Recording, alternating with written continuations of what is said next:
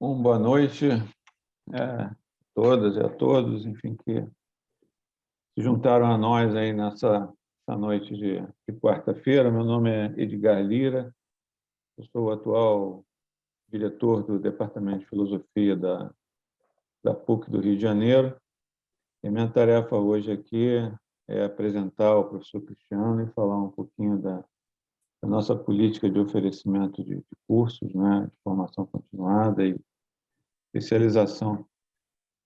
Como vocês já devem ter verificado no site da CCE, o Departamento de Filosofia oferece um portfólio, né, um leque de cursos, e a gente tem procurado diversificar esse leque tanto quanto possível, quiser bem de uma interlocução saudável, né, de uma prestação de serviço da universidade, na tentativa de reformular os problemas contemporâneos, etc. E o nosso limite sempre é encontrar professores realmente qualificados, né, que é uma exigência pétrea nossa, né, para a oferta desses cursos, professores que realmente tenham um conhecimento aprofundado dos temas que pretendem lecionar. E esse é exatamente o caso do professor Cristiano Barreto, que é formado em Ciências da Linguagem, né?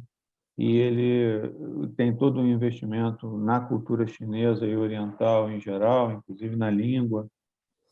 Uma pessoa para lá de bem, enfim, formada nesse terreno específico.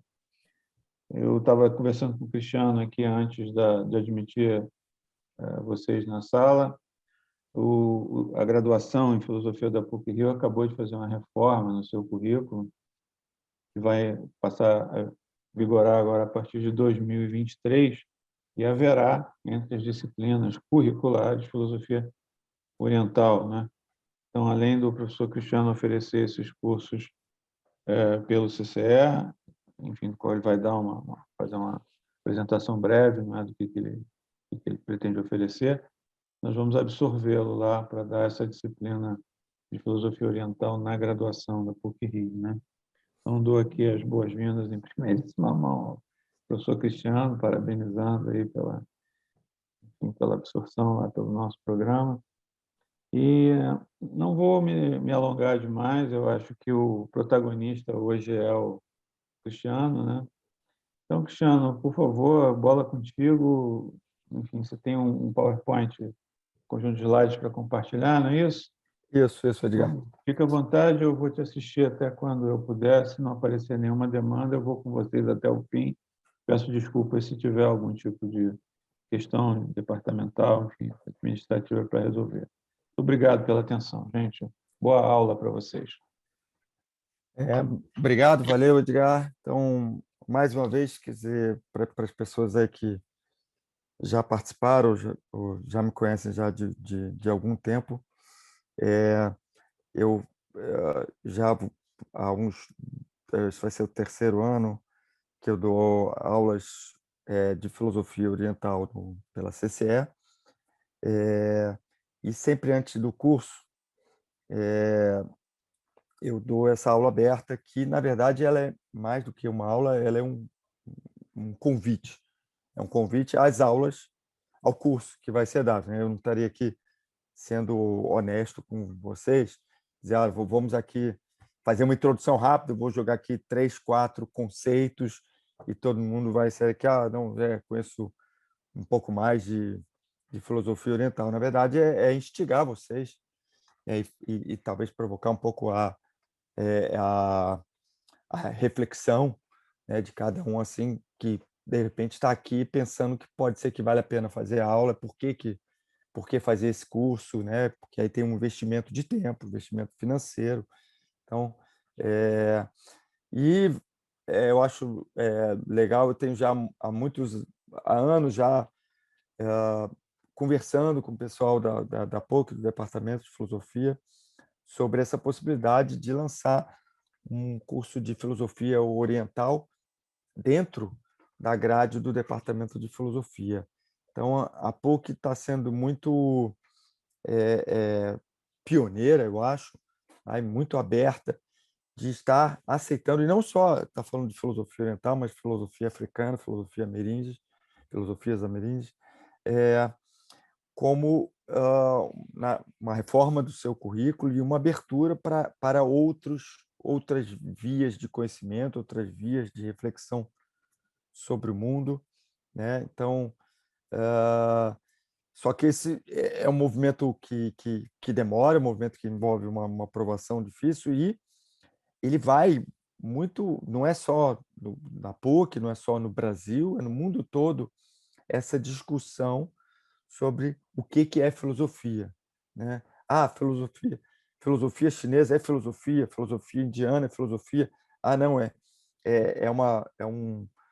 É uma prática moral, simplesmente, é uma religião, quando se trata de hinduísmo, ou são conhecimentos tradicionais, quando se trata de pensamentos ameríndios ou pensamentos é, africanos, por exemplo, né? E aí existe uma espécie de uma negociação e muita discussão, muita tinta já foi gasta para se discutir o que é filosofia e se há filosofia. A pergunta, né? Existe ou não a filosofia chinesa? Ou vamos chamar de outra coisa, né? E, no fundo, isso também é fazer filosofia, né? Então, para as pessoas que têm interesse, que estão aqui, imagino que por motivos diversos, né? Seja por conta de interesse específico sobre China, sobre Oriente ou sobre filosofia, eu vou mostrar um pouquinho para vocês aqui, que eu acho que pessoas diferentes, com interesses diferentes, podem ter bastante a ganhar com esse concurso, né? E quem sabe, se algum de vocês vai estar fazendo aula na PUC no semestre que vem, pode até fazer o curso vai ter as cadeiras de Filosofia Oriental 1 e 2, tá? E, eventualmente, vou desenvolver outras matérias, tá? Primeiro de tudo, tem o chat aqui, eu vou deixar para essa aula aqui, ela não tem exatamente um tempo marcado, né? A gente normalmente faz assim 1 hora e meia, com conversas no final. Eu vou tentar. Eu acho que dá para. A vantagem de ter assim, um horário mais ou menos flexível, digamos até umas 9 horas, assim, é que dá para desenvolver o que vier. É uma aula bem aberta. E, se vocês trouxerem perguntas, tem um espaçozinho para perguntas no final. Vamos ver, né? Ela está sendo gravada e vai estar disponibilizada pela CCE, tá? Então, isso eram informações que eu tenho para vocês, tá? Então, só para confirmar, ela é uma aula que eu vou estar apresentando um pouquinho, fazendo uma introdução sobre esse curso que vai iniciar na semana que vem, na quinta-feira. É um curso, são as terças e quintas, começa no dia 22 de setembro, são 16 aulas, 16 aulas mais 2 horas de leitura. Então, é um curso de 34 horas, tá? Aulas de 2 horas. E é um curso de iniciação, introdução à filosofia oriental, como vocês vão ver. Eu já dei cursos específicos de taoísmo, com o professor Bonnie Charter, que é um especialista em taoísmo, que participou do curso lá da China, tá? Já dei curso de budismo, né, no primeiro semestre desse ano. E esse curso é um curso que vai ser um curso mais geral, ele vai lidar com as diferentes filosofias, diferentes pensamentos da China e do Oriente de uma maneira mais introdutória, tá? Então, eu vou jogar aqui o PowerPoint. Imagino que vocês estejam vendo aqui, tá? O chat fechou aqui. Deixa eu ver se eu consigo.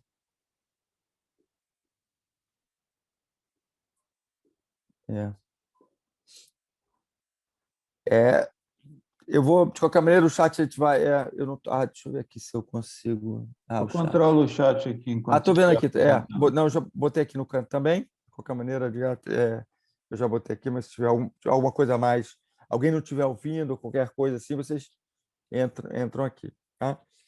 Então, o tema quando eu fiz esse curso pela primeira vez, lá em 2020, o tema do curso era construindo pontes.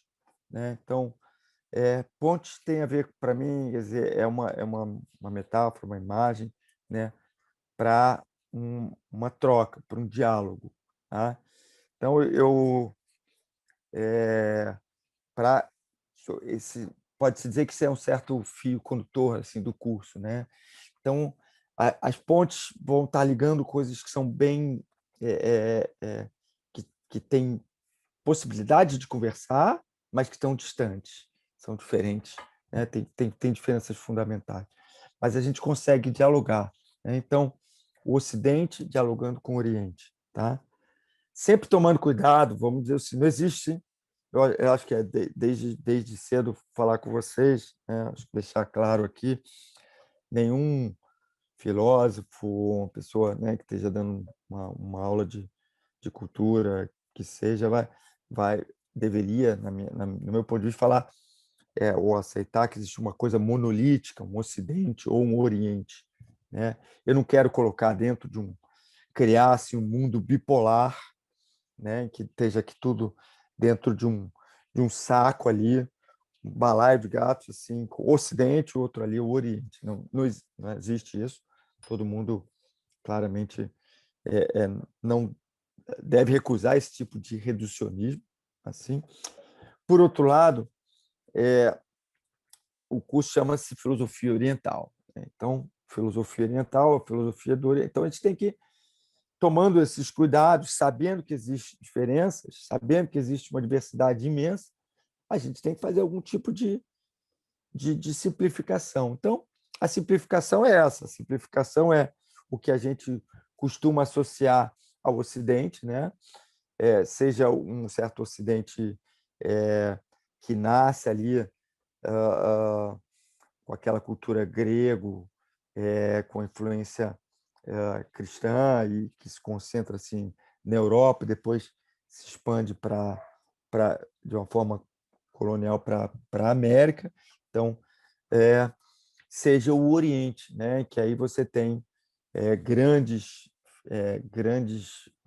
civilizações que com um certo grau de isolamento, de diferença muito grande entre elas, a civilização chinesa, japonesa, indiana e outras, né? Mas isso sem falar em, em, na civilização muçulmana e mais.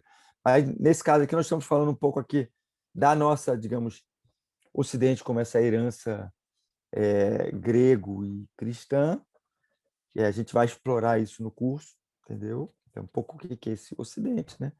E o que é esse Oriente, né? Que está meio focado aqui na China, entendeu? Mas que a gente não pode esquecer que existem outros Orientes, né? Um Oriente focado na China, mas que existem outros. Então, esse diálogo entre o Ocidente e o Oriente, né? Esse diálogo também é um diálogo que deve ser criado entre a sinologia e a filosofia.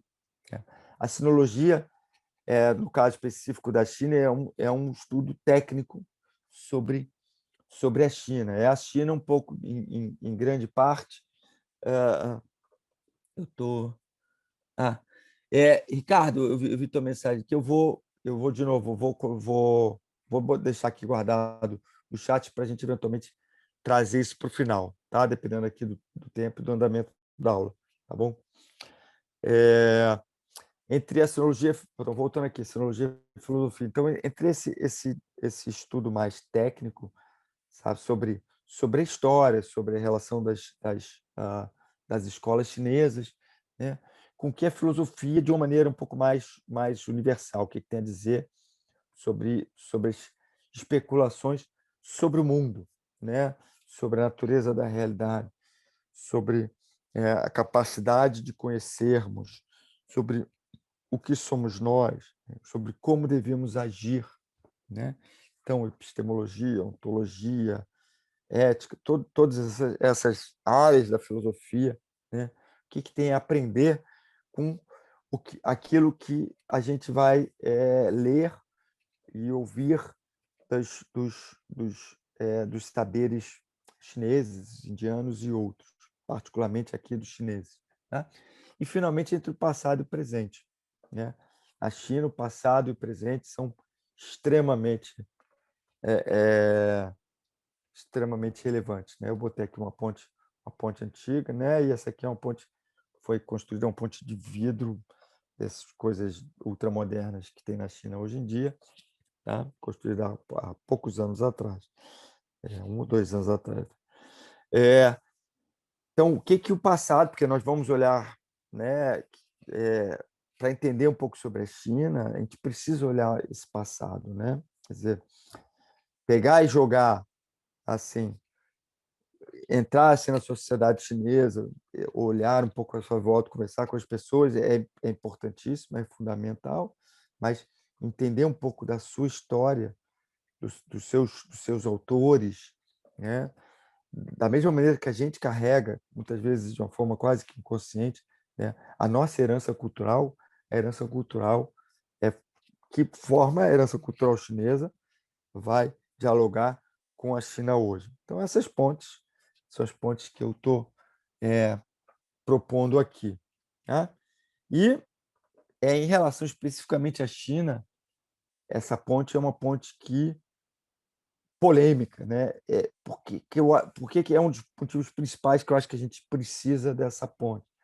Porque está muito forte essa questão do nós e eles. Né? Então, essa semana, por coincidência, eu estava vendo uma apresentação desse historiador, que é um historiador de Oxford e Harvard. Na semana passada teve uma conversa com o presidente da Ucrânia, é uma pessoa extremamente influente no mundo todo, com uma tendência bem conservadora, pode-se dizer assim, mas o discurso dele, sem entrar em questões de mérito, é um discurso do nós versus eles. E nós, basicamente é o Ocidente, os Estados Unidos, trazido aqui representado pelos Estados Unidos, e eles é a China. Tá? Então, segundo o Neil Ferguson, que é esse historiador, ele considera que nós já estamos vivendo uma Segunda Guerra Fria. Tá? Então, existem vários autores, né, que discutem essa ideia de que é uma competição, um jogo de soma, que a gente chama de jogo de soma zero, né? Entendeu? Então, one will prevail, um deles vai sobreviver, né? Ou seja, até agora temos os Estados Unidos dominando o mundo e agora a China vem tomar o século XXI, o século da China. Né? Então, esse tipo de retórica, né, é uma retórica que, por maior respeito que se possa ter por um autor que é um autor, acho que muito importante, né? Quem conhece história, quem já vai ter ouvido falar, concorde ou não concorde com ele, entendeu? Mas tem argumentos importantes que periga de nos afastar cada vez mais, em vez de tentar construir um diálogo, né? Então, o que eu estou aqui, sem querer dourar a pílula, né, é procurar ver pontos de encontro, de conversas, né, para que não se crie esse tipo de desencontro e de falta de diálogos. Né? Então, que eu acho que um pouco dessas possibilidades desse perigo, né, de confronto, e é um confronto, né, o Neil Ferguson chega a falar, né, nessa apresentação, ele chegou a falar pessoalmente que podemos talvez considerar que a guerra da Ucrânia seja a primeira guerra quente da Segunda Guerra Fria, ou seja, uma guerra travada, uma guerra quente travada por dois países menores dos dois polos, a Rússia, né, associada à China, e a Ucrânia associada à Europa, Europa / Estados Unidos. Entendeu? E aí faz toda uma discussão sobre isso, né? Então, é um tema, então esse já é um tema super relevante. Então, e por conta desse tema, né, você tem aqui um autor extremamente influente também, né, já escreveu um livro um artigo, depois se transformou no livro, super relevante, sobre o choque das civilizações. Na época, o Samuel Huntington falava o choque basicamente era focado na civilização muçulmana, né? E só que essas divisões entre a humanidade de base cultural, tá? E esse choque de civilizações, que mais ou menos é os que parece estar também representado, né, no que traz o Neil Ferguson, também é um choque que pode-se dizer que a gente está vivendo também hoje, ou a gente vê aspectos dele. E é exatamente a figura oposta à figura do choque, né, do impacto, do choque, que eu quero fazer a ponte, né? A ponte, né? Ao invés, as diferenças de base cultural que podem dificultar o nosso diálogo, certamente tornam o diálogo muito mais complexo, né? Por outro lado, o que elas provocam? Elas nos trazem a necessidade de compreender o outro lado, os outros lados, né? Então, para isso, livros e livros e livros são feitos para tentar entender qual o modelo chinês, o modelo tal, etc. Por que num curso de filosofia oriental, o Edgar está tendo que se ausentar, então tá bom, Edgar, até daqui a pouco. Então. Por que no curso de filosofia oriental nós estamos falando de choque da China hoje? Porque eu acredito que se você quiser, você pode querer, né? Se você tem interesse pela China, você pode ter um interesse mais pelo passado, como historiador, como filósofo, mas para que a compreensão da China hoje, dos caminhos e desse diálogo, eu acho que passa pela uma compreensão do seu passado, né? Da tentativa de aproximar essa China, que é uma China distante, né? E não é distante de hoje, não, né? Então, a China traz aqui várias polêmicas, né? A história dessa...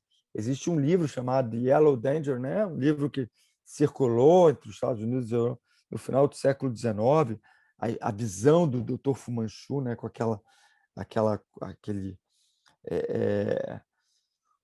inescrutável inimigo do Ocidente, né?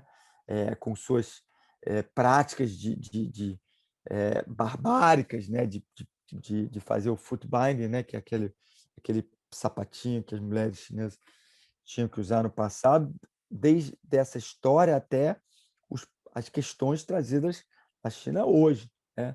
De autoritarismo, de repressão de minorias, de não liberdade de culto, de controle da sociedade, e assim por diante.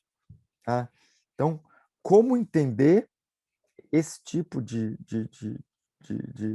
coisa que mistura um monte de coisa, mistura vários tipos diferentes de motivação, de críticas que são válidas, com de preconceitos, tudo precisa, de certa forma, ser contextualizado, ser compreendido, né? Ser compreendido da onde que vem o Falun Gong, que é aquela seita que chegou a ter, estimou-se que tinham 70 milhões de praticantes na China, que um tipo de dissidência budista, né, que é proscrita na China, a questão dos uigures no Xinjiang e assim por diante.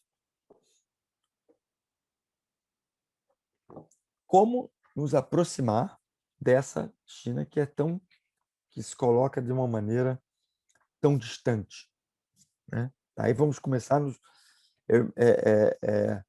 começar a nos aproximar aqui da base, digamos, teórica, do que eu faço no meu estudo, né? Na minha pesquisa e que trago nas minhas aulas, né? Aproximar dessa distância, construir essas pontes, evitar a retórica do choque, né? Do preconceito, né? Obviamente, sem entrar no vale tudo não, tudo é cultural, tudo é possível, tudo mantendo um senso crítico, né? Como nos aproximar? Primeiro de tudo, a gente precisa construir o que é China, o que é Oriente, né? Então, construir no sentido de vamos fazer aqui certas simplificações. Não podemos abarcar o mundo. Nós não vamos fazer isso num curso de 34 horas, nem num curso de 340 horas. Tá? Uma vida toda você não vai conseguir nem compreender todos os aspectos da China, nem do Brasil, nem do Rio de Janeiro, nem, sei lá, né? A gente precisa fazer recorte. Então, primeiro é isso, vamos entender o que a gente está recortando, o que está ficando de fora. Tá? Entender que a gente carrega uma história que talvez você já tenha ouvido falar nesse termo, orientalismo, né? O orientalismo ele advém de um super influente livro do Edward Said, né?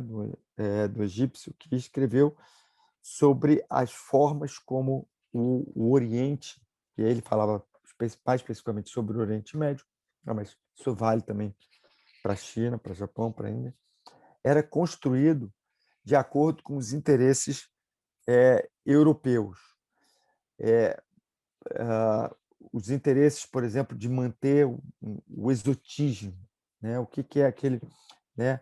Então ficou na moda, certo? Né? Chinoiserie, os interesses muitas vezes pela arte, mas também por práticas, por conhecimentos, né? A enorme influência do budismo, tá? sobre vários autores, né? Como Schopenhauer e né? Filósofos, e a história dessa influência, desses conhecimentos, às vezes com um grau mais isento, digamos, né? Quero conhecer a China e o Oriente nos seus termos. Mas o orientalismo é o oposto disso. Historicamente, era a apropriação dessas culturas, dessa história, dessas tradições, para servir a certos argumentos ou resolver problemas europeus, americanos, problemas franceses, italianos, né, brasileiros, espanhóis, que seja. Né? Então, quando a gente... então, como eu falar, quer dizer, vários tipos de pessoas vão procurar a China. Então, eu falava do Schopenhauer, do Leibniz, por exemplo, que são dois autores importantes, que foram lá para procurar, às vezes, respostas para as suas questões. Ao invés, eu trago isso muito no curso, né? Vamos pensar, o que eu proponho nos meus cursos vamos pensar quais são as perguntas trazidas pelos chineses, pelos indianos, pelos japoneses, né? Assim, sempre prestando atenção que é um certo reducionismo, tá? Mas e não dizer, não, vou fazer minha pergunta e vou ver o que o chinês ou o japonês estaria respondendo. Não, são outras perguntas, que são uma outra forma de abordar o mundo, uma outra, né, uma outra herança, uma herança muito diferente, vai provocar outras perguntas, né?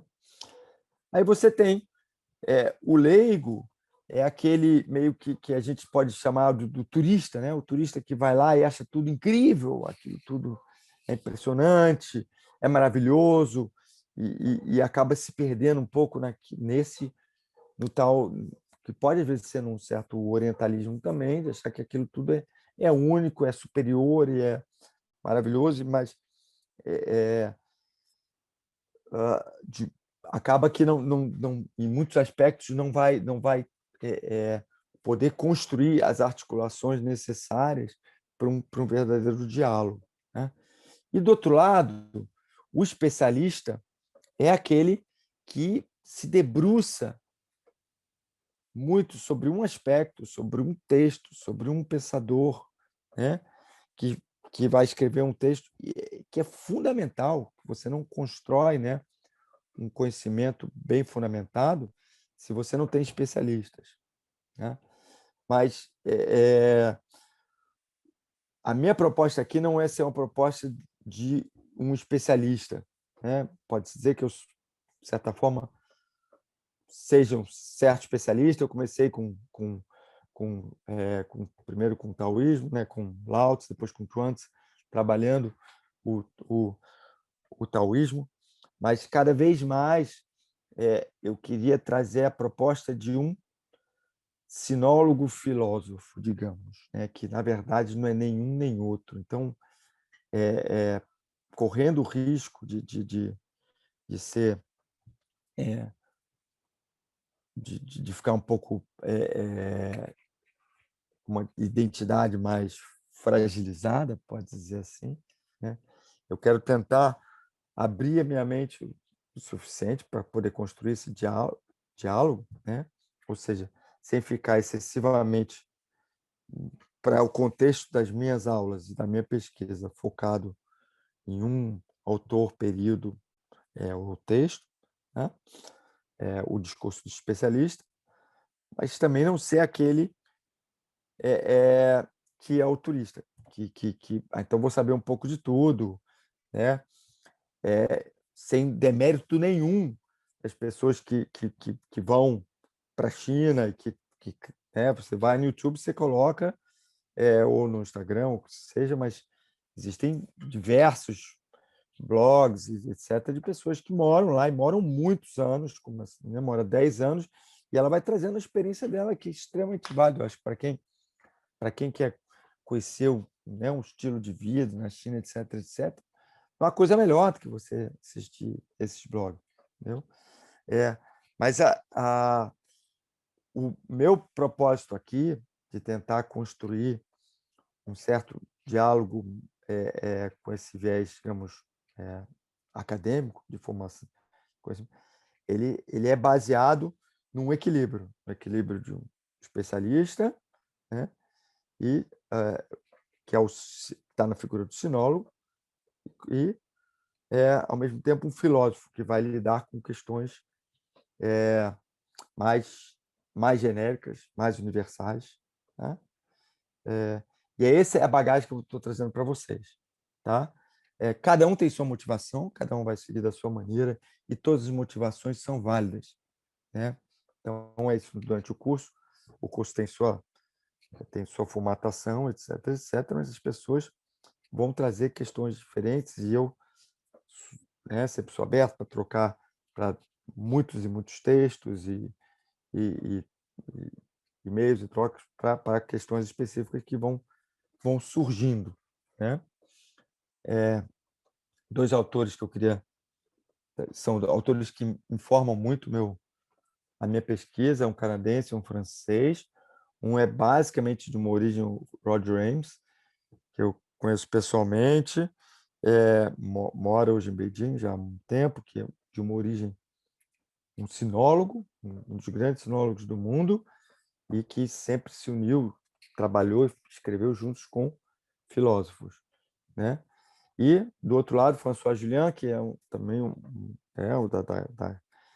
da Academia Francesa e um autor super influente na Europa, que veio ao contrário da filosofia e se aproximou da China. Então, o meu ideal é fazer e eu já escrevi papers, né, sobre os dois autores, é pegar um pouquinho de cada um deles com o meu molho, digamos, né? Então, o que esse tipo de abordagem para construir esse curso? Essa é a apresentação da roda de hoje, né? E como é que é o nosso curso? Eu não vou, de novo, a ideia aqui é só mostrar o layout do curso, né? Porque eu não seria, não valeria a pena eu pegar um autor ou uma escola e falar um pouco mais, jogar aqui textos ou certos conceitos ou coisas. Eu acho que isso a gente vai estar. O Cleiton, essa questão de marcar presença, eu não sei. Tem várias questões aqui que eu vou apresentar isso no final, mas eu não sei exatamente o que quer dizer marcar presença no chat, ou quer dizer, na aula aberta hoje, Cleiton, ou no curso, para inscrição, qualquer coisa assim de mais burocrático, mais formal, você pode ver com a CCE, tá? Não sei se eu entendi exatamente a sua pergunta. As perguntas mais sobre o curso, as técnicas, a gente vai deixar para depois. Acho que a gente vai ter bastante tempo. A apresentação não é uma apresentação longa, não, tá? A gente vai abordar o que eu chamo aqui dessas 6 escolas, né? Que são 5 escolas tradicionais chinesas, né? Então você tem o taoísmo, tá? Apesar aqui pelo Lao Tzu, confucionismo, tá? Pelo Confúcio. Então você tem ele certificado. Bem,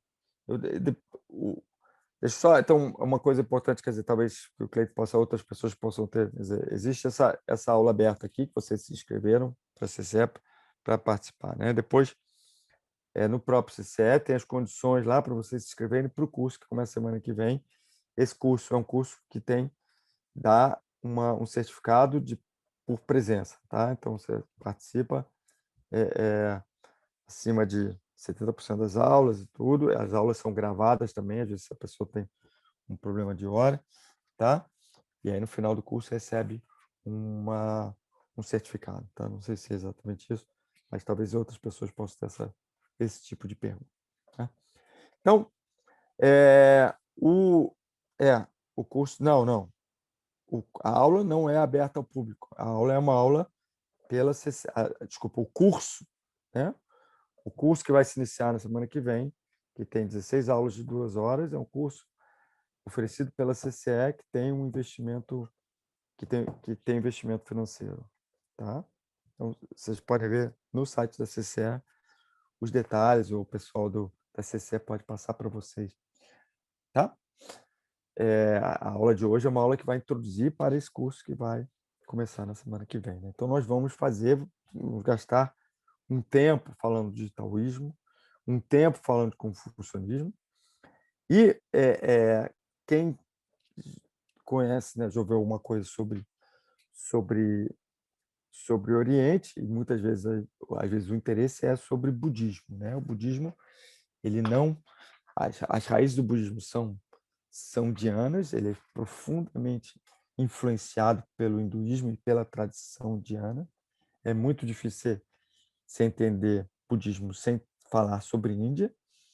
E a gente vai tentar aqui nesse curso trazer um pouco esse diálogo, porque o budismo chinês, né, o budismo que tem mais influência no mundo ocidental hoje, e em termos de número, de forma geral, no mundo todo, é o budismo que veio da China. Veio da China, ou seja, veio da Índia e foi retrabalhado pela China, tá? E a partir da China ele é então transmitido para o Japão, tá?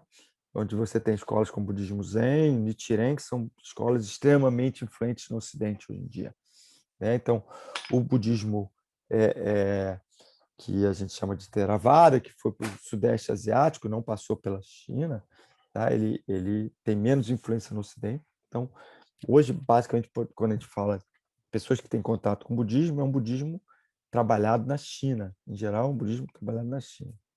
Tá? Então, por isso é essa centralizada. Eu chamo de 5+1 porque o budismo ele não é, digamos, originário da China. Né? Tá?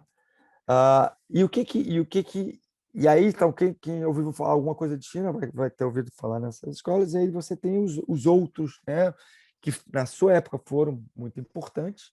Tá? Então, você tem aqui o Han Fei, com a escola do legalismo, que foi uma escola que é muito importante o conhecer os preceitos dessa escola, né, que teve uma força muito grande na época da unificação Qing na China, no século II antes de Cristo, 3 antes de Cristo, desculpa, para a compreensão do que é a relação entre sociedade e Estado, sociedade e governo na China. Então, a gente pode dizer que o Estado chinês é um Estado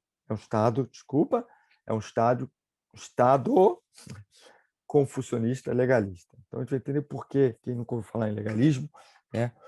Por que é tão importante e por que a gente não sabe. Né?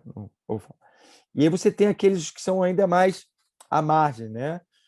Como o Mozi e o Moísmo, que vai trazer uma abordagem muito importante, muito diferente, tá?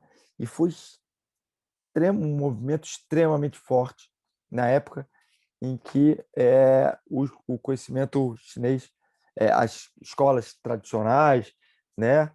A época do Mencius, do Confúcio, tá? A época do...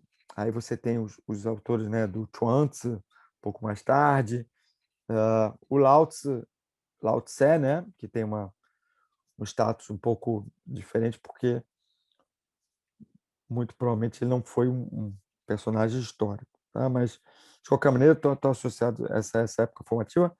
O Mozi, que é esse autor aqui, é uma figura. Esse moísmo, o que é o moísmo, que nessa época foi importante, e por que ele foi suplantado, derrotado, de certa forma, pelo confucionismo. E mais à margem ainda você tem a tal da escola dos nomes, que é muito interessante, assim, porque traz uma discussão sobre linguagem que é muito estrangeira, muito diferente do que a gente associa à China como um todo, a China em geral. Entendeu? Então, traz questões diferentes, é, e está falando sobre uma língua que é uma língua muito diferente em termos gramaticais, né? Termos morfológicos, e uma escrita extremamente diferente. Então, quem conhece, a gente vai ter tempo de discutir um pouquinho sobre a língua chinesa, pouco, tá? Não é um curso de chinês, né? Mas é importante destacar esses pontos de diferença, de alteridade, né? E, então, como é que esses autores aqui, representados pelo Gong Sun Long, são autores que são meio míticos e não tem nada escrito sobrevivido, que sobreviveu escrito por eles, né? Porque eles foram meio que apagados da história, mas recuperados depois através de comentários, e a gente vai é muito interessante a gente ver também que a gente costuma muito associar a China uma coisa monolítica, né? Essas a tal da época, tinha uma época, né, a época das 100 escolas, né? Então, antes da unificação China, na época Zhou, tá? A gente vai olhar um pouco da história da China, vai ver os surgimentos, vai contextualizar e assim por diante, tá? Uma discussão que vai aparecer de uma forma ou de outra é importante. Ó, tem bastante gente aqui com perguntas. Vamos ver se eu dou um tempinho para a gente poder voltar isso no final. Tá? As perguntas estão aqui guardadas aqui no chat para a gente voltar no final. Não tem, daqui a pouco a gente para olhar as perguntas. Tá? Central essa ideia de que se existe filosofia chinesa, tá? É a relação entre filosofia e religião no Ocidente. Então, na Índia é uma coisa ainda, talvez mais ainda misturada, né? Mas no Oriente todo é uma relação muito próxima e pode se tornar muito confusa, né? Sim, então, o budismo, né? Você tem livros que falam sobre filosofia budista, tem livros que falam sobre religião budista, né? Embora basicamente a gente reconheça que o confucionismo hoje, né, quer dizer, é uma filosofia, um modo de pensar, né, talvez até um modo de governar e de organizar uma sociedade. O Confúcio existem templos para Confúcio foi deificado, então ele também é associado a práticas de adoração, né, que a gente costuma relacionar à religião. E no taoísmo é ainda mais também, né? Quer dizer, então, existiu durante muito tempo uma divisão muito forte entre Tao Jiao e Tao Jia, ou seja, o ensino taoísta, é o ensino que a gente pode dizer de um taoísmo de uma filosofia taoísta e, do outro lado, uma religião taoísta, né? E um taoísmo institucional, tá? Então, com todos os seus rituais e seus deuses, o endeusamento de Lao Tse, do próprio Chuang Tze, e assim por diante. Fora as próprias práticas locais, que são extremamente importantes, né? O professor Bonnie Charter, lá da China, trabalha muito com isso.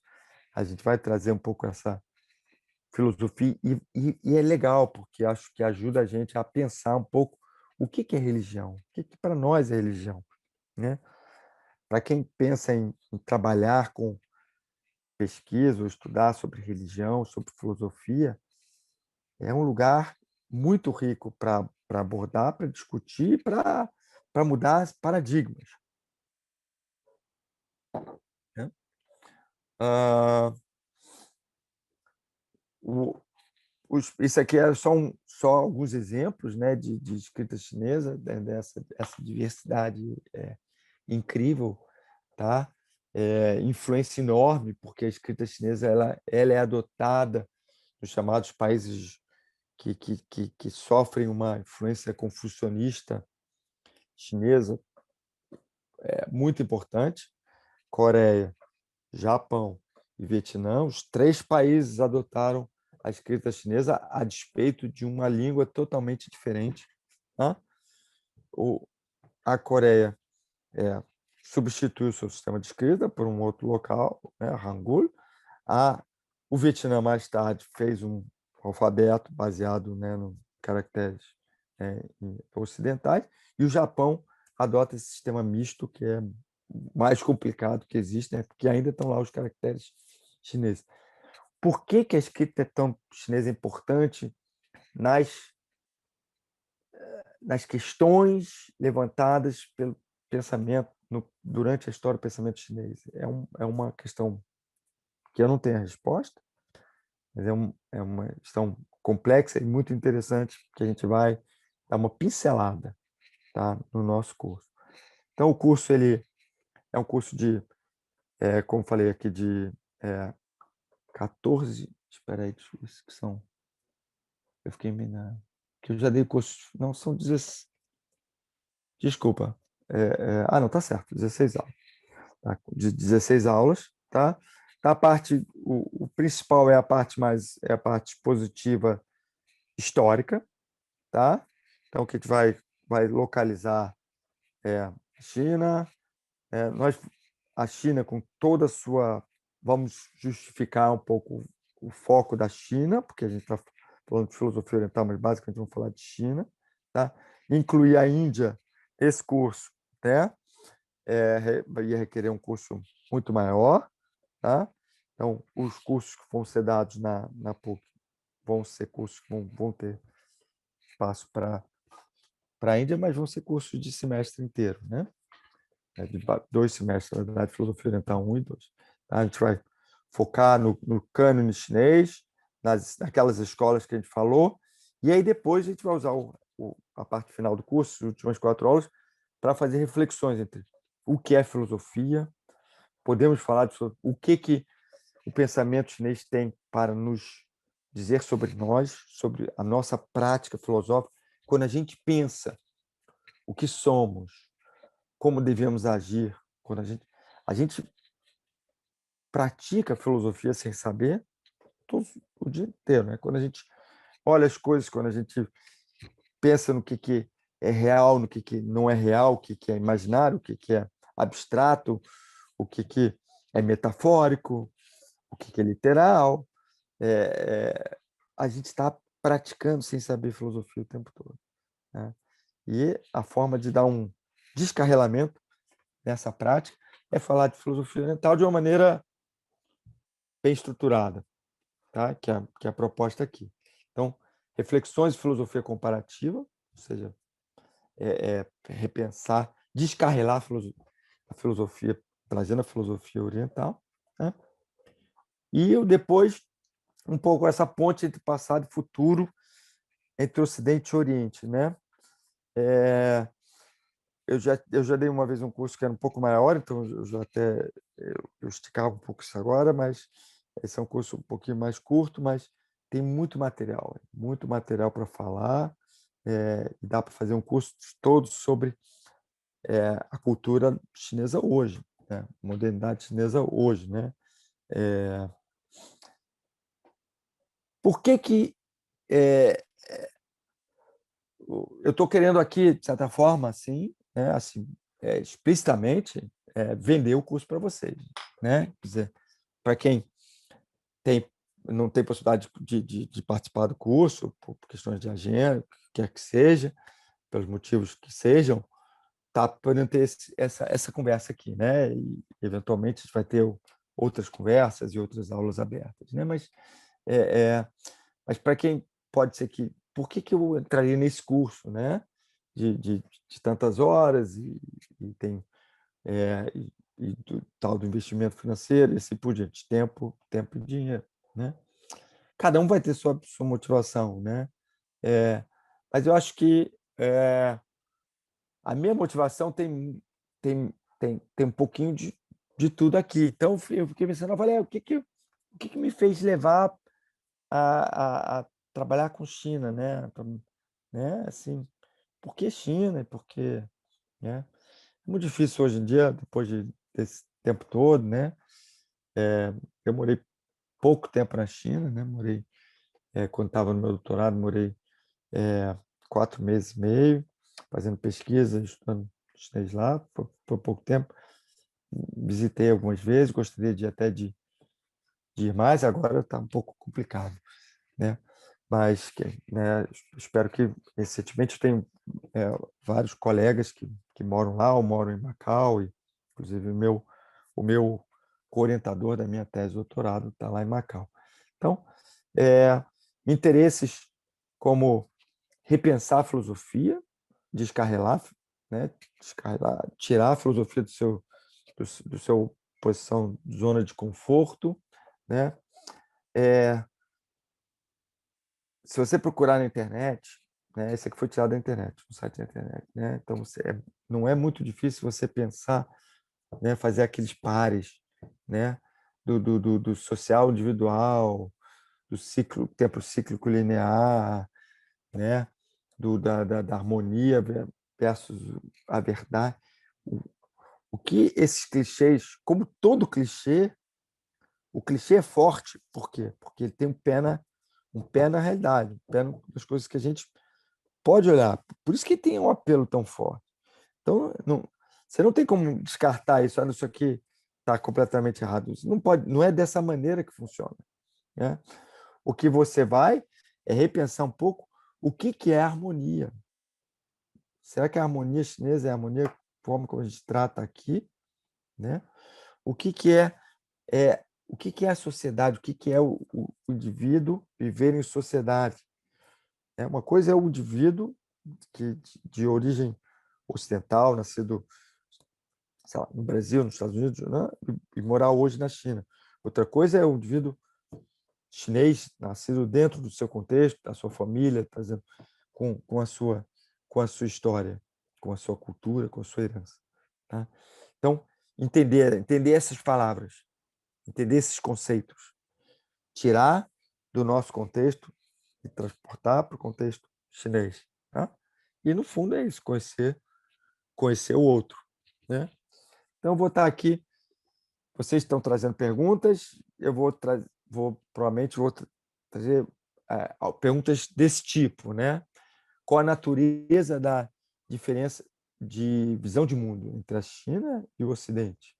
Como é que você vai conceber o mundo, o real, o humano dentro desse mundo? Como o budismo, as conquistas externas da China, né, influenciaram e afetam a China e a cultura hoje? Que a China em toda a sua cultura que se vende de uma maneira, né, certa, que como uma história ininterrupta de 3.000 anos a mais ou mais, foi várias vezes conquistada, né, dominada. Então, o que isso afetou e por que a cultura chinesa e o ser chinês continuou lá, né? É legítimo falar num único pensamento chinês? Então, que tipo de diversidade, como comentei no começo do curso? Como a China manteve seu senso de unidade? É o que eu estou falando. Então, existe uma coisa para caracterizar a China e o ser chinês. Vocês podem estar, às vezes, se perguntando, pô, esse cara, Cristiano, nunca, né, não morou lá há anos na China, como é que ele vai saber o que é ser chinês? E eu tenho conversas com o professor Boni, né, com o Boni, que eu conheci quando estava morando lá, e ele já mora lá há muitos anos na China, teve um filho lá e tudo, dá aula para chineses, fala um chinês perfeito. Ele é do Rio de Janeiro, mas já está lá há, sei lá, mais de 10 anos, com certeza. Tá? E ele vive, né, no dia a dia, na língua, etc. E o meu conhecimento, o meu contato, é claro que eu tenho contatos com pessoas que estão lá e essas trocas são importantes, né? Mas é um contato muito e fundamentalmente letrado, digamos assim. Tá? Então, são os textos, há uma imensa quantidade de textos produzidos no Ocidente, na China em chinês, por autores chineses em inglês, em francês, cada vez mais aqui no Brasil também. Né? E é interessante como você está lá dentro da China, você tem maneira de ver, você vai ter vantagens comparativas de ver certos aspectos. Mas eu, de fora da China, fora daquele dia a dia, do contato diário com a sociedade, com as pessoas, tem uma outro tipo de vantagem, um distanciamento e uma, uma visão, um distanciamento crítico, que a pessoa que está na China ou que é chinês pode talvez não ter, entendeu? Eu vou trazer um pouco esse tipo de divisão para vocês, né? Para fazer essas perguntas, as perguntas de se a filosofia chinesa, qual o impacto da sua história, da sua tradição na China hoje, a relação do pensamento com a língua escrita chinesa, né? O repensar da nossa filosofia, e, enfim, é o que a gente pode aprender com a China. Eu acho que é isso, entendeu? Essa de uma maneira mais assim aberta possível que eu posso trazer a vocês, o que a gente pode aprender com a China. Tá? Eu vou dar uma passada aqui. A minha apresentação era mais ou menos, né, era essa, né? Eu acho que eu espero que tenha sido assim interessante para vocês darem essa pincelada no que pode aparecer no curso, tá? E eu vou dar uma passada aqui pelo chat. para ver o que tá.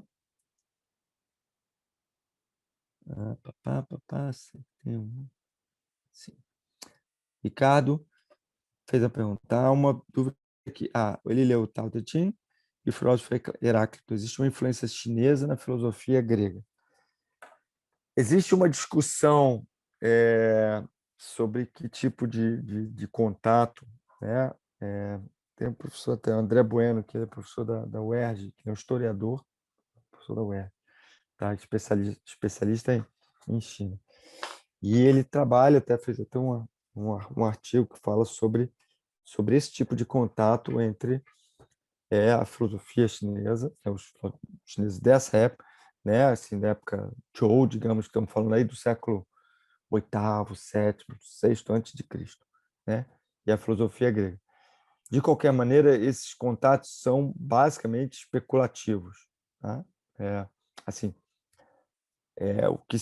o que se sabe hoje é muito mais especulativo. Acho que em grande parte a gente pode tratar como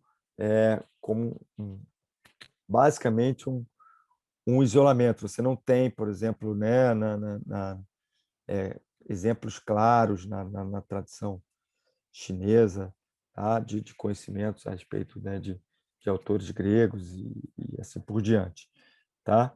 Mais para frente você vai ter, obviamente, né? E pode ser que tenha acontecido, né? É diferente da Índia, né? Que você tem uma relação de comércio muito mais próxima, tá? E a própria relação da China e da Índia vai acabar basicamente acontecendo através do budismo, mas bem mais tarde, né? O budismo entra na China só lá na virada do ano zero, né? Da era comum, né? Depois de Cristo, né? Século I, II, que o budismo entra e que os chineses começam a aprender o sânscrito, né? Antes disso, os chineses não sabia que existia outra língua que não fosse chinês, né? Assim, de uma forma geral. Então, esse tipo não existe nenhum tipo de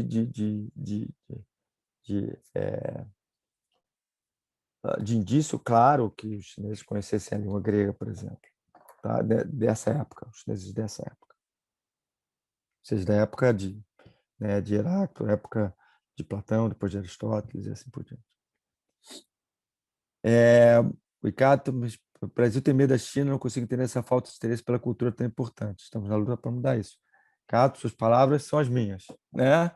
Eu acho que existe um desafio, acho que existe um desafio assim desse tipo de estudo, um desafio, pessoas que eu tenho conhecidos que, né, amigos e conhecidos que têm negócios com a China, trabalharam com cada vez mais pessoas, né, conhecem empresas chinesas, trabalham em empresas chinesas estão no Brasil, o contato é grande e é frustrante, é muitas vezes frustrante, difícil, né? E às vezes vai criando essa coisa de que não, vai chegar, vai passar para trás, vai conquistar o mundo, né, a rota da seda vai ultrapassar, vai pegar tudo, tá recolonizando a África e assim por diante, né? Eu acho que os chineses têm uma história muito voltada para dentro de si, né? Existe um livro que tem tanto livro aqui sobre a China que eu não vou conseguir achar assim de saída, mas existe um livro sobre, sim, vários livros, mas um livro sobre uma autora só discutindo a imagem da muralha da China, né? Então a imagem, o simbolismo e a metáfora da muralha da China fechando, a China fechando-se dentro de si, né? E a China foi aberta à força, né? Com a entrada dos ingleses aí, com a Guerra do Ópio, pelos interesses colonialistas mercantilistas dos ingleses, não só dos ingleses, mas também dos americanos.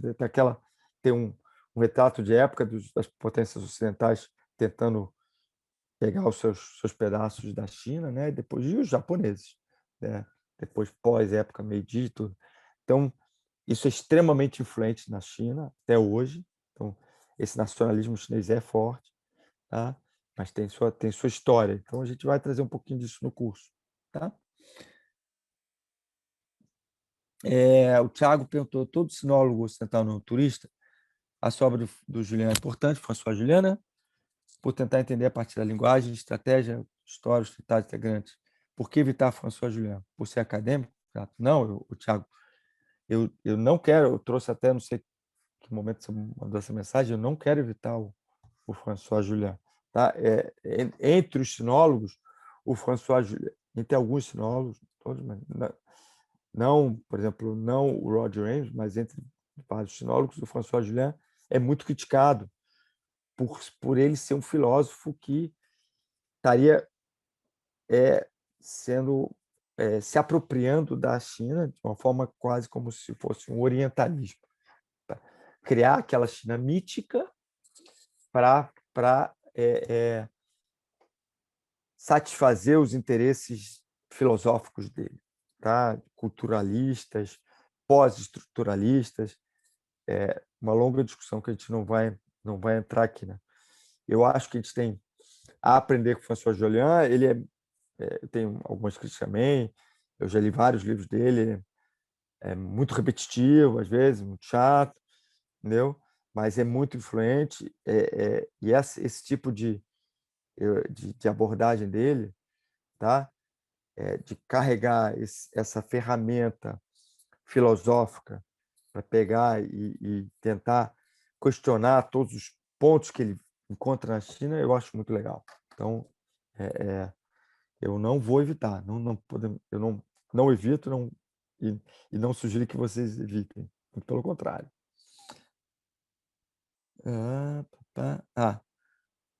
Falaremos de Yangzhou. O Yangzhou que tem essa escola chama mesmo o egoísmo, acho uma coisa parecida assim. Não é um autor que eu conheço alguma coisa, assim, não em super detalhes e tudo, tá? Nesse curso introdutório, a gente não vai explorar ele com tempo, tá? Com cuidado, tá? Você conhece o livro de James Storm chamado Invention of Religion in Japan? Não conheço. Não conheço. Existem dezenas de livros, né, sobre religião, sobre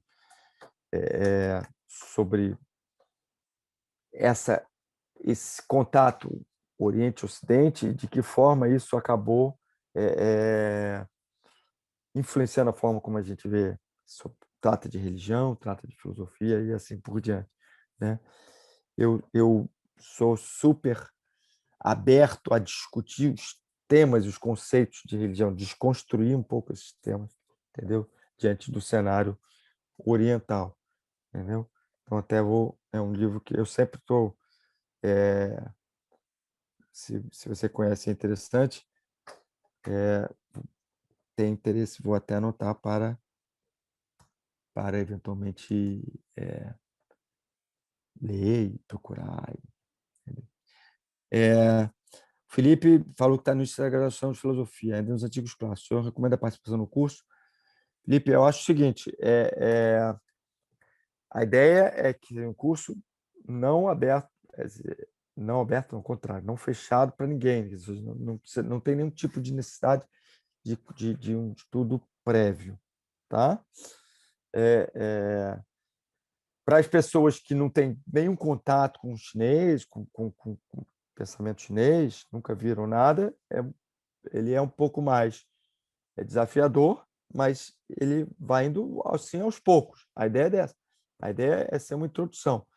Na verdade, você está estudando filosofia, tem já um tipo de bagagem crítica, está começando a estudar para que te dá uma vantagem no curso, eu acho, assim, entendeu? Se você tiver interesse e disposição, manda ver, tá? Então, essa é a minha resposta, tá? Eu acho que o curso, a ideia do curso não é um curso especializado que vai se tornar, tá? Por isso que é um curso que demora um certo tempo, para a gente não passar assim, né? Então, e tem muitos textos, então, se tiver tempo de leitura, é legal, e eu posso passar vários textos extras, se quiser, porque eu tenho uma bibliografia imensa, né? O Jonatas escreveu: tenho investigado sobre as perspectivas estéticas da ideia de combater, inspirado nos pensamentos de matriz chineses. Se é uma pista para investigação, faço mestrado de dança, artes marciais como objeto de pesquisa, às vezes referências ao taoísmo. A visão de estética na Ásia, particularmente, quer dizer, tem acho que tem uma visada super interessante no Japão, tá? O qual eu acho que ela, em muitos aspectos, ela quase que orienta muito o pensamento, a filosofia japonesa, tá? E obviamente que o que a gente pode pensar aqui como estético, né? Também tem uma história, uma tradição muito diferente na própria China. Eu uma vez até eu já acho que não foi no curso desse, alguém até conversou sobre, né, sobre as tradições né, de artes marciais associadas ao confucionismo, ao taoísmo, associadas ao budismo, e o que é um ou outro, etc. Eu até tenho material, mas não é a minha área digamos, de especialidade, tá? Se você tem um interesse nisso, uma coisa que pode ser interessante para você, eu posso dizer, talvez você colocar em contato com o professor Boni Chartres, se você não conhecer, que ele é uma pessoa que trabalha bastante com isso, tá? Ele faz práticas de artes marciais, né, na China, e entendeu? Poderia ser, se você tiver interesse, você pode manter um contato depois, e assim por diante. Existe só para vocês entenderem, a minha exploração do taoísmo, que foi a minha tese de doutorado, foi, né, sobre as visões de linguagem no Lao Tzu, porque eu vim da linguística. Depois das visões de linguagem, foi passado para visões de mundo, né, sobre a ontologia, sobre a questão de um Deus ou não, e aí vai discussões sobre religião, tá? Sobre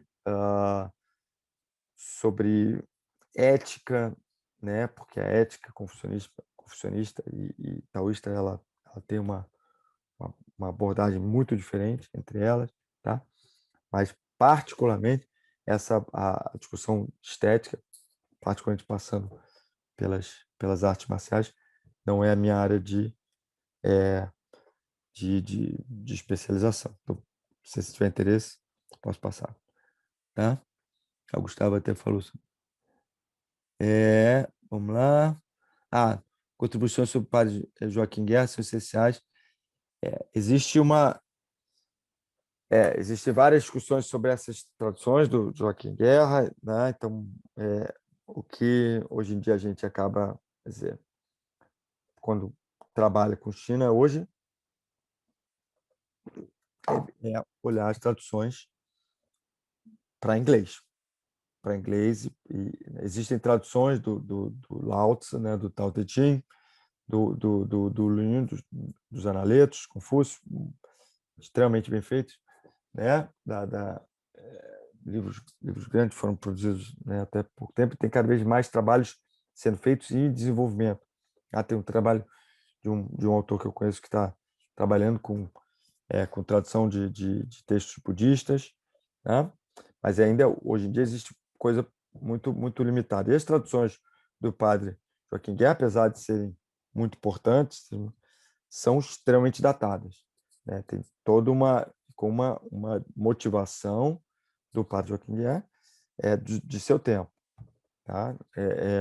Então,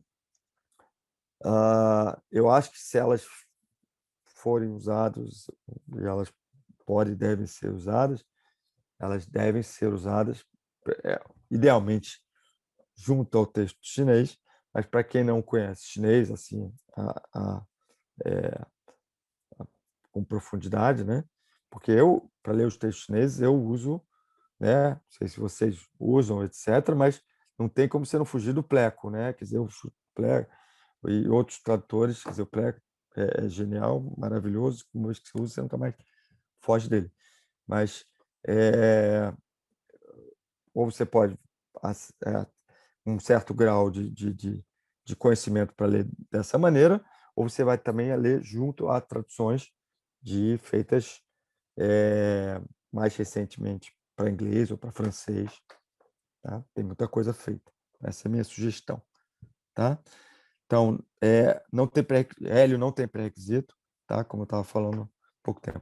É um curso introdutório. Tá? De que forma o curso pode contribuir para a minha graduação em antropologia? Eu particularmente gosto de antropologia, né? Eu fiz um curso na minha pós-graduação, fiz um curso com o Eduardo Vilas Castro, no antigo, né? Lá no Museu Histórico, né? No Museu Histórico, não, lá aquele que pegou fogo lá, que ele dava aula lá, né? Que a antropologia da UFRJ era lá, aqui no Rio. Os estudos dele sobre pensamento ameríndio são maravilhosos e me ajudam muito a pensar na China.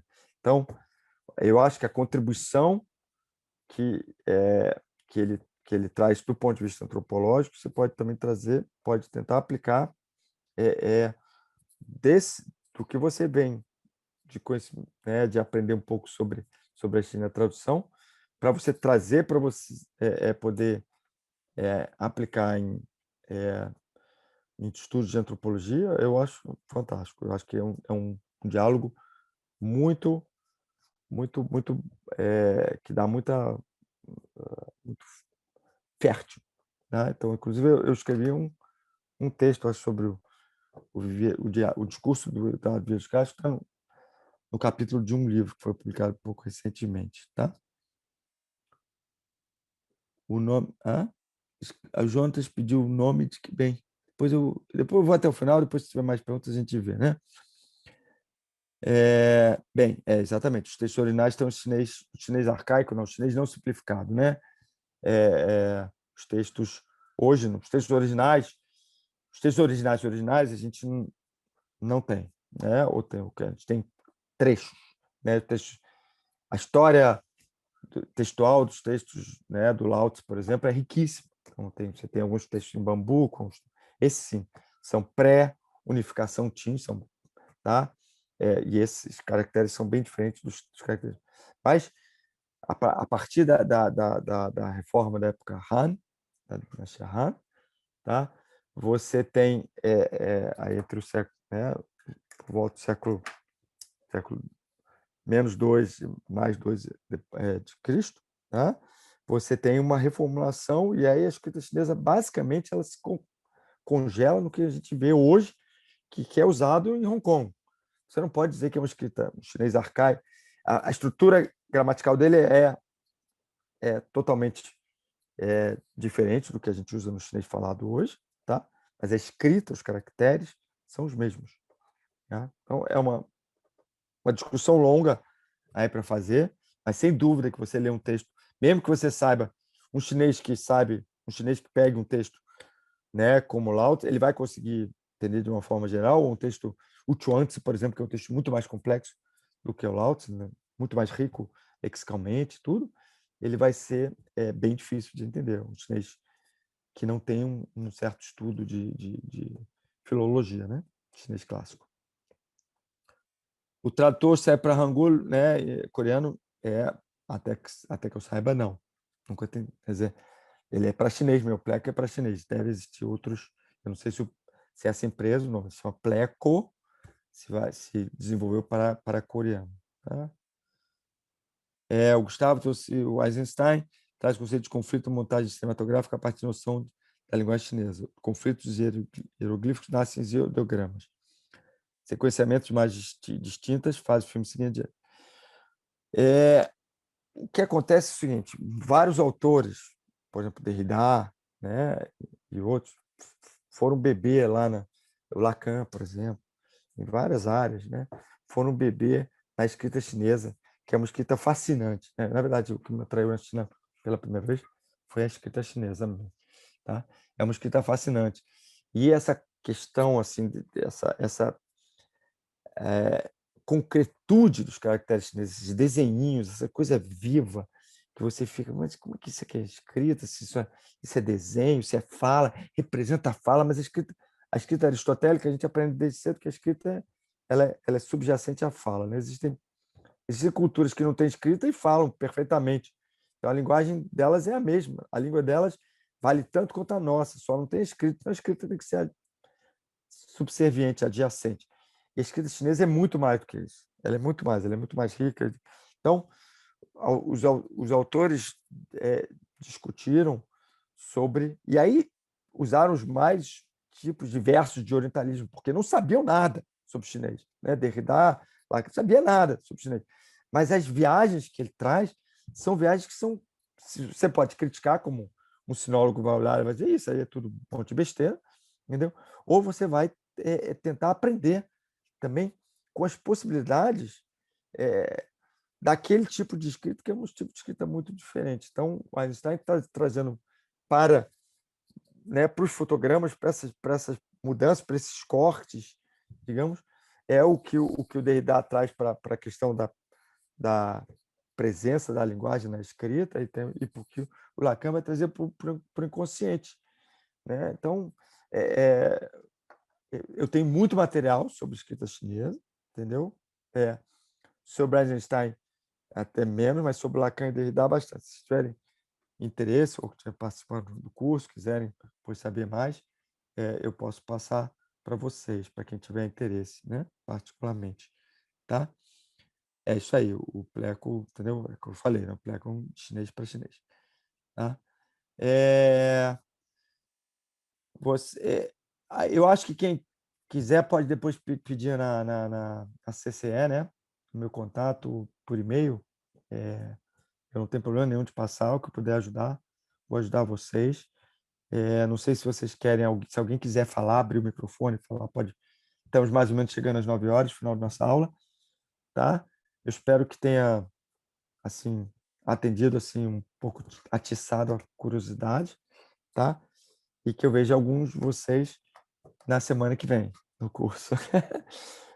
De qualquer maneira, quem não puder, ou quem quiser participar de outras maneiras, em outras ocasiões, vai ser sempre bem-vindo, né? Alguém mais quer falar alguma coisa?